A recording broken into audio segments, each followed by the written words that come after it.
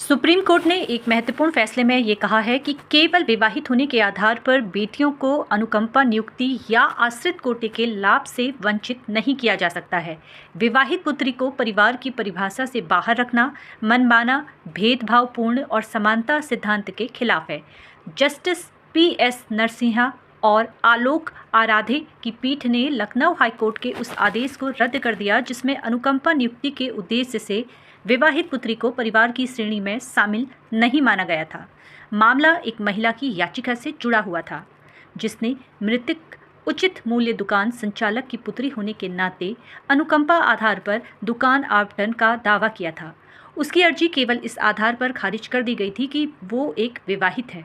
Supreme court ने कहा कि आश्रित कोटे का उद्देश्य मृतक के परिवार को तत्काल आर्थिक सहायता उपलब्ध कराना है। ये किसी प्रकार का उत्तराधिकार वैवाहिक स्थिति के आधार पर भेदभाव, असंवैधानिक सोच पर आधारित आश्रित और आर्थिक जरूरत की होगी कसौटी। विवाहित बेटी को सम्मान अधिकार का यहाँ पर पूर्ण लाभ मिलेगा। विवाहित पुत्री को या विवाहित पुत्र को परिवार का सदस्य माना जाता है जबकि विवाहित पुत्री को नहीं। ये भेदभाव पुरानी सोच पर आधारित है कि विवाह के बाद बेटी दूसरे परिवार की हो जाती है और मायके से संबंध समाप्त हो जाता है। ये धारणा समानता और लैंगिक न्याय की भावना के विपरीत है। ये कहना है सुप्रीम कोर्ट का।